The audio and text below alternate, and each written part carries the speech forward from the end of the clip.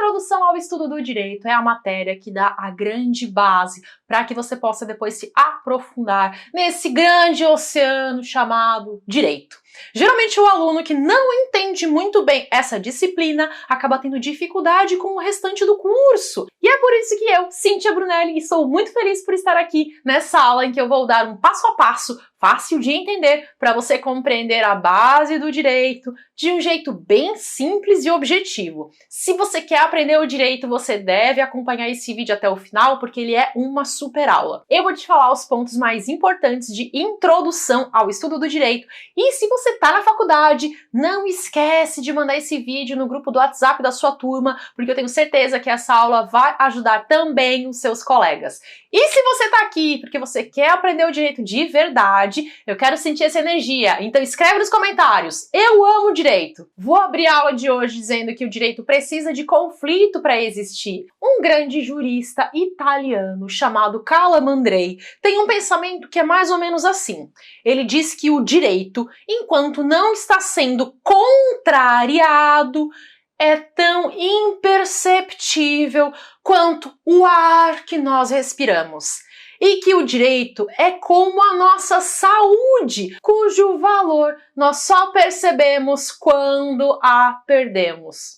A gente só se dá conta de que existe o direito quando acontece algum problema e nós precisamos de proteção jurídica. Na verdade, o direito está presente no nosso meio social o tempo todo. É muito difícil praticarmos um ato que não tenha alguma repercussão no mundo jurídico. Só que a gente geralmente só se dá conta disso quando alguma norma é ameaçada ou violada. Por exemplo, quando você vai pegar um ônibus, você provavelmente não reflete que você está realizando um contrato de transporte e você não pensa nas características desse tipo de contrato. Agora, se o ônibus sofrer um acidente e você se lesionar, ou se a sua mala for perdida, aí você vai querer saber quais são os seus direitos. É assim ou não é?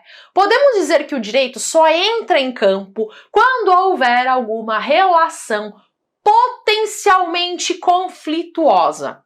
Se não houver a possibilidade de existir um conflito entre pessoas, não há por que o direito disciplinar essas relações. Quem ama de verdade uma confusão e um barraco também vai adorar o direito, porque o direito precisa de treta para existir. Basta pensar que se uma pessoa viver sozinha numa ilha deserta, as leis perdem o sentido, porque elas são decorrentes do convívio social. A pessoa até pode seguir alguns códigos pessoais de conduta, oriundos da sua moral, mas porque ela quer, e não porque existe uma norma impondo. Entendeu a diferença? Já dentro de uma sociedade, se busca a tranquilidade e o equilíbrio em suas relações, de modo que o direito tem esse papel de evitar conflitos. Aqui entra a função preventiva do direito, para tentar impedir problemas através de regras de conduta. Através das leis, cada indivíduo deve saber quais são os seus deveres dentro do meio em que vive. Agora, talvez você esteja pensando, mas isso aí é uma ficção, o direito é muito amplo, é impossível querer que a gente saiba todos os nossos deveres. Mas o artigo 3º da Lei de Introdução às Normas do Direito Brasileiro, também chamada de LINDB, diz que ninguém se excusa de cumprir a lei alegando que não a conhece. Em outras palavras, isso quer dizer que você não pode deixar de obedecer a uma lei porque você não sabia da sua existência. Há uma presunção de conhecimento das leis. E aí você começa a perceber a importância de estudar o direito.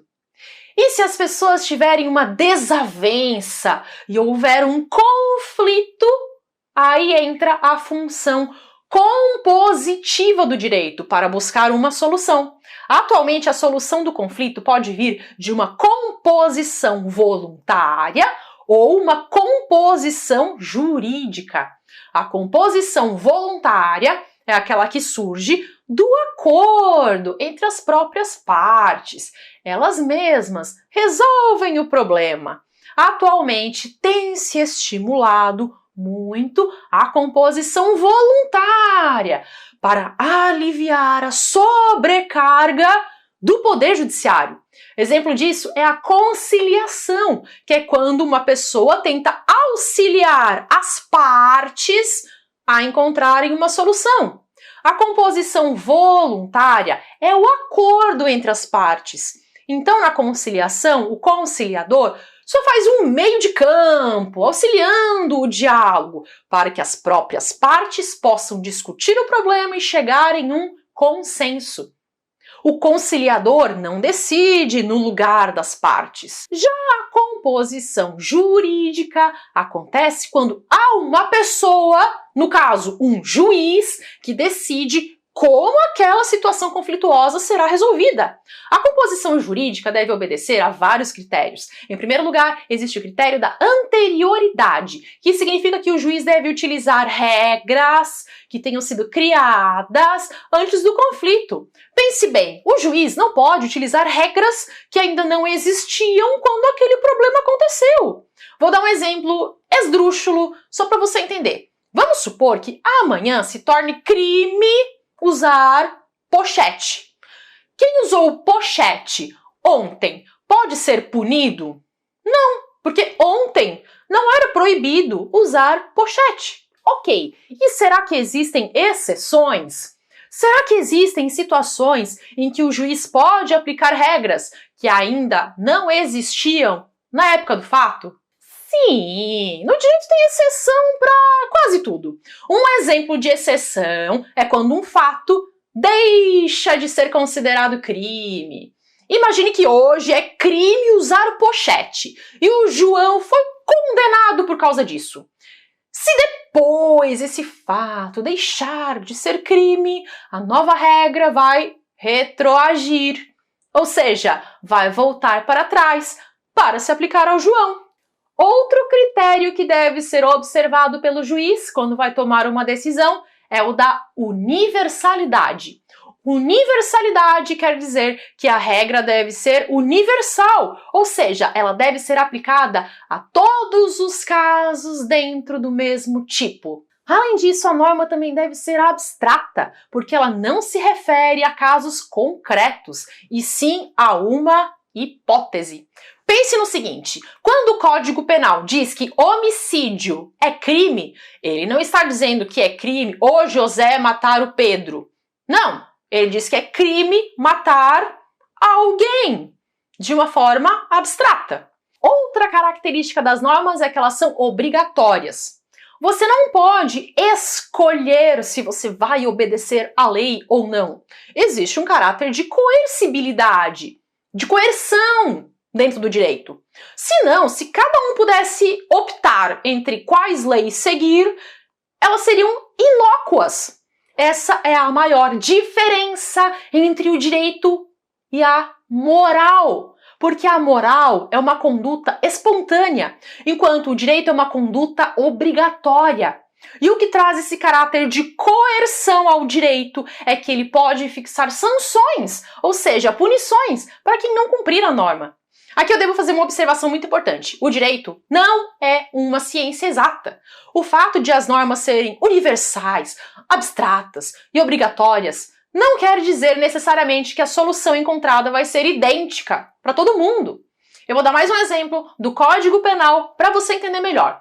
Todo mundo sabe que matar alguém configura o crime de homicídio, mas podem existir situações em que uma pessoa mata a outra, mas não é punida.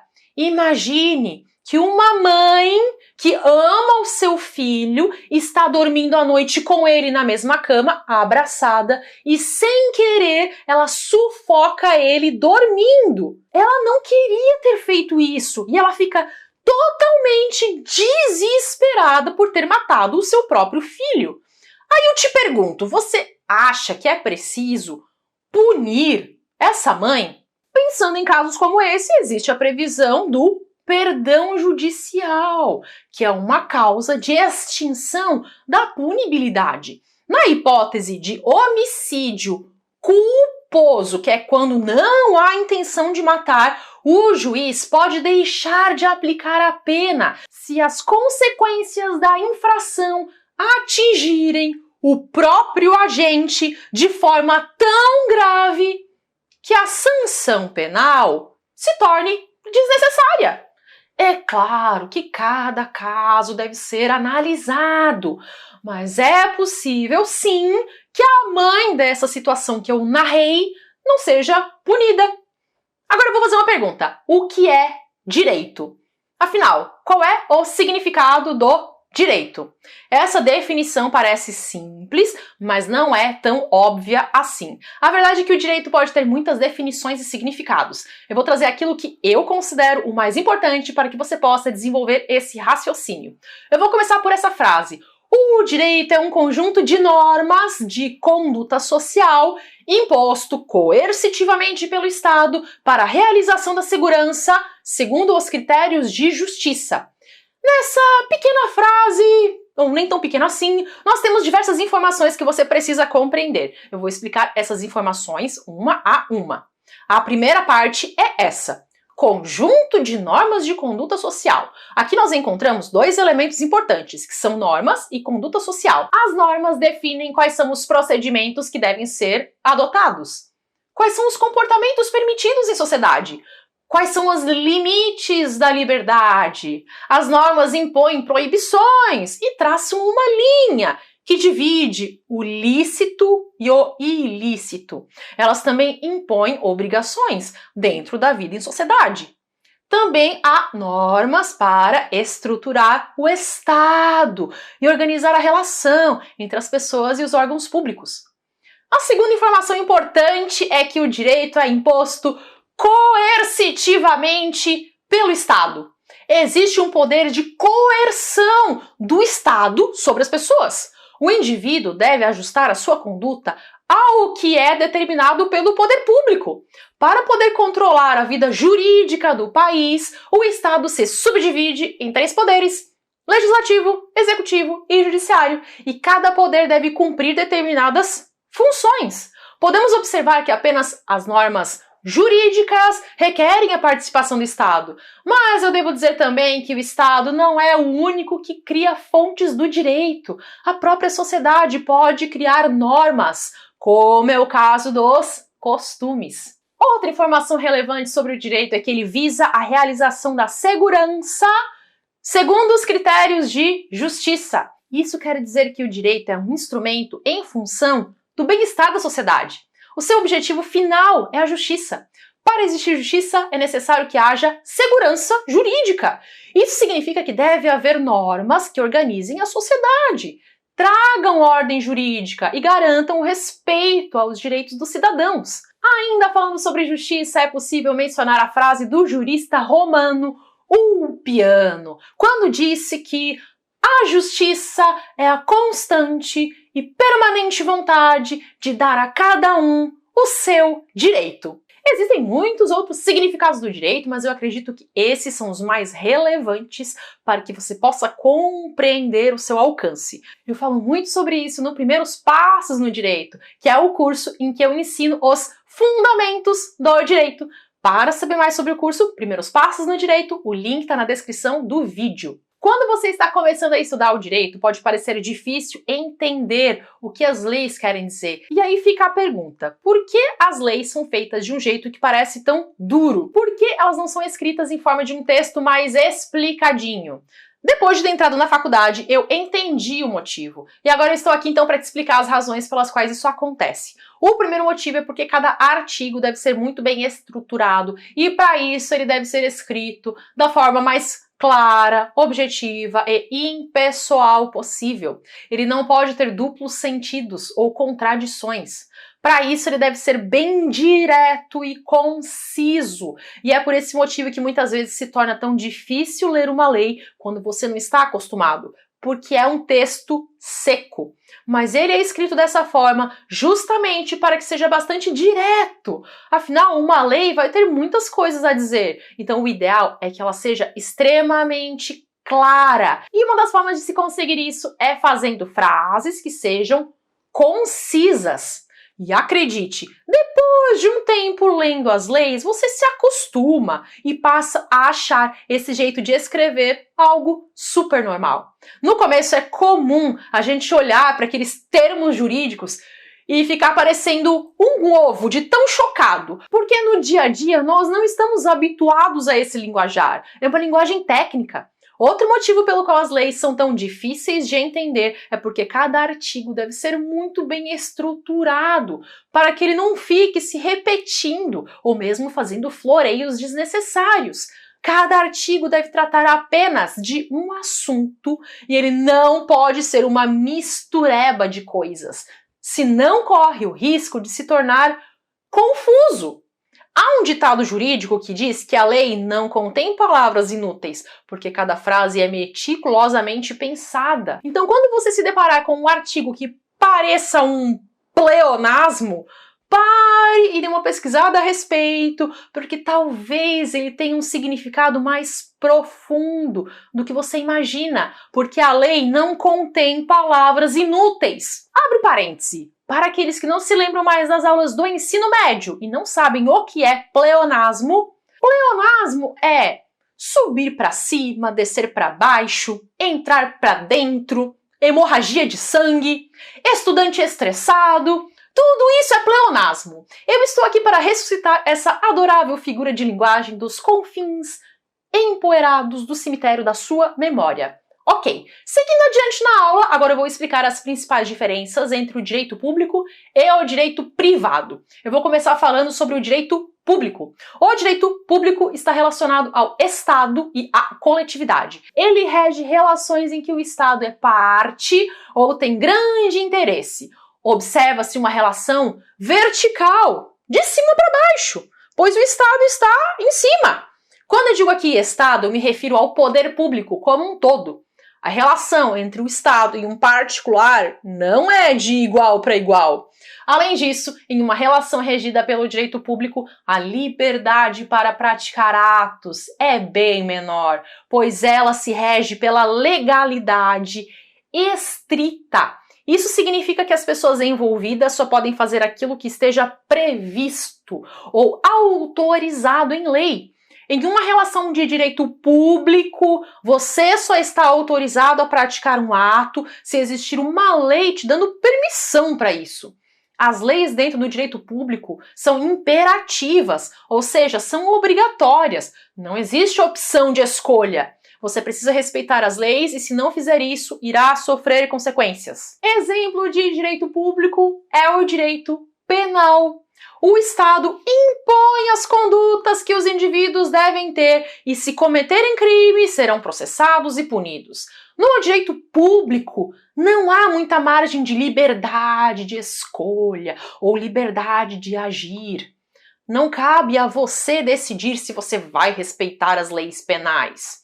Caso você cometa um crime, irá sofrer as consequências. Ao menos em tese. Outro exemplo de direito público é o direito tributário.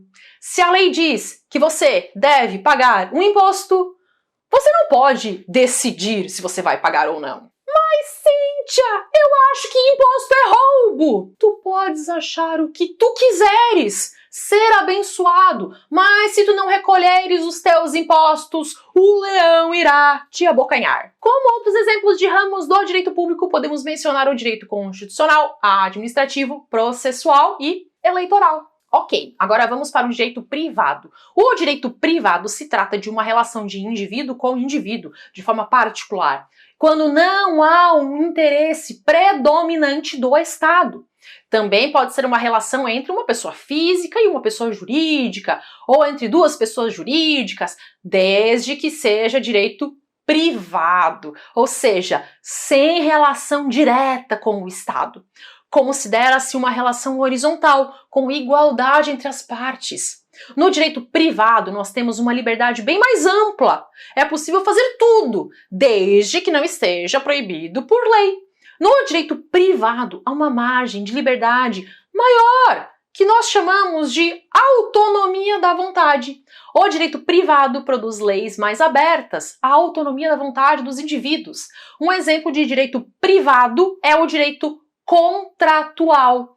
A lei coloca algumas diretrizes gerais que os contratos devem seguir, mas não é um direito com regras tão limitantes. As partes têm bastante autonomia para poder negociar as regras de um contrato. Elas podem fazer contratos livremente, desde, é claro, que não contrariem a lei. Consegue ver a diferença? No direito público, a lei precisa te autorizar para você poder fazer um ato. Já no direito privado, você pode fazer tudo o que você quiser, exceto aquilo que a lei te proíbe. Quando dois particulares fazem um contrato, há uma liberdade bem maior do que se esse contrato for feito com a administração pública. Porque um contrato entre particulares se rege pelo direito privado, enquanto um contrato administrativo deve obedecer às normas do direito público. Mas essa divisão em direito público e direito privado não é uma divisão radical, tá bem? No direito público também existe o interesse dos particulares e no direito privado também pode haver a ingerência do Estado em algumas situações. O que é importante entender é que no direito público a presença do poder público é muito mais marcante. Agora vamos para o próximo tópico da aula de hoje, que são as fontes do direito. Qual é a diferença entre fonte material e fonte formal? Fonte primária e fonte secundária? Fonte estatal e fonte não estatal? As fontes do direito são de onde o direito se origina, ou seja, é o que dá fundamento de validade para as normas. Nós falamos em fontes no sentido de origem, aparecimento, elemento gerador. As fontes podem ser divididas em várias classificações, como fonte estatal e não estatal, fonte formal ou material e fonte primária ou secundária. Eu vou começar falando sobre fonte material e fonte formal. Bem resumidamente, as fontes materiais têm esse nome porque se referem à matéria, à substância, à essência, enquanto as fontes formais estão relacionadas à forma, que é como se fossem a embalagem. As fontes materiais têm a ver com os fatos que acontecem no meio social. Quando uma lei vai ser criada, ela deve ter como referência os acontecimentos daquela sociedade, que tenha a ver, por exemplo, com a economia, a política, a cultura e a religião. Todos esses fatores causam impacto sobre as fontes materiais do direito, na medida em que interferem na sociedade, pois a essência do direito são os fatos que emanam do grupo social. Existem alguns vídeos aqui no canal em que eu falo sobre a economia, a política, a cultura e a religião e a forma como elas exercem influência no meio jurídico. Então eu te convido a assistir quando esse vídeo aqui acabar. Já as fontes formais são um meio de exteriorizar o direito. É como o direito se torna palpável. As fontes formais do direito são, por exemplo, os costumes, a jurisprudência, a doutrina e a lei. As fontes formais podem ser estatais e não estatais. As fontes estatais são aquelas que, de alguma forma, emanam do poder público, como a lei e a jurisprudência. Já as fontes não estatais são aquelas que não são criadas por órgãos do Estado. E os exemplos podem ser os costumes e a doutrina. Ok, faltou falar sobre fonte primária e fonte secundária do direito. Qual é a diferença? As fontes primárias são aquelas que são autossuficientes para gerar a regra jurídica. Elas não precisam de outra norma, pois possuem coercitividade por conta própria. E dizemos que elas podem inovar a ordem jurídica. Elas podem trazer regras novas, desde, é claro, que respeitada a Constituição Federal. Exemplo de fonte primária é a lei. Já as fontes secundárias são aquelas que dependem das fontes primárias para ter validade. Elas não são autossuficientes para gerar a regra jurídica, pois precisam da coercitividade das fontes primárias para produzir efeito.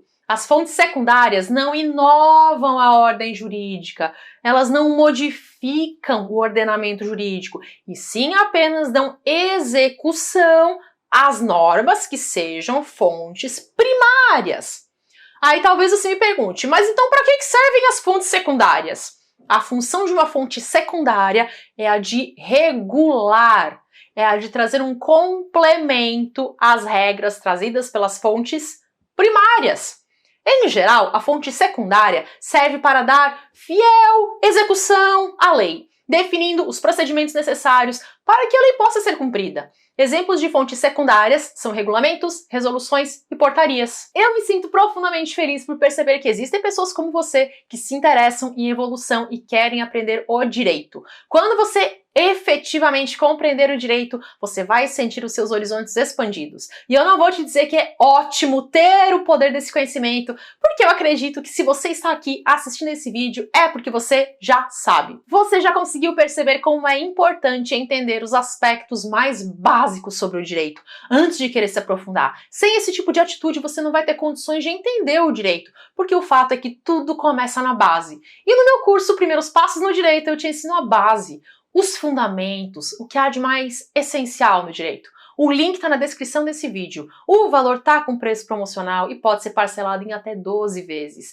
Se para você é importante parar de se sentir um analfabeto quando o assunto é direito, porque você já sentiu que não dá mais para ficar sem ter a menor noção jurídica e você quer ter esse conhecimento de uma forma fácil de assimilar, então não perca mais tempo e assista logo ao curso Primeiros Passos no Direito. Ele é a opção ideal para quem já está exausto por achar o direito difícil de entender. É para você que sente que tudo parece muito confuso ou complicado demais, porque você já percebeu que os textos e os vídeos de direito costumam ter um vocabulário que é de difícil compreensão para quem está começando. Você que sente que os livros e as aulas são complicados de assimilar e talvez até já tenha notado que os próprios professores das faculdades às vezes não sabem explicar tão bem. Eu sei como é isso, e é por isso que eu te convido a assistir ao curso Primeiros Passos no Direito. E se você por qualquer motivo não quiser mais o curso, existe um prazo de garantia de 7 dias para pedir devolução. Você faz o pedido de forma automática dentro da própria plataforma e o valor vai ser devolvido sem nenhum questionamento. Eu me dediquei em entregar o melhor curso, então eu fico muito tranquila porque eu acredito que você vai gostar do resultado. Ao invés de continuar se sentindo confuso, você vai começar a compreender claramente os fundamentos do direito. Clique no link que vai estar disponível para você na descrição desse vídeo e se inscreva. Você também pode acessar o meu site, cintiabrunelli.com.br. São mais de 10 horas de aula e eu te digo, você vai amar! Se você gostou do livro Introdução ao Mundo do Direito, então você vai amar o curso Primeiros Passos no Direito, porque ele é muito mais completo.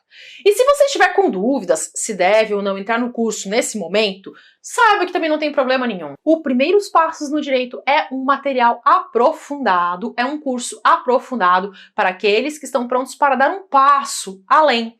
E eu prefiro que você tenha certeza de que você quer mesmo entender o direito, porque eu gosto de ter alunos comprometidos com a sua evolução.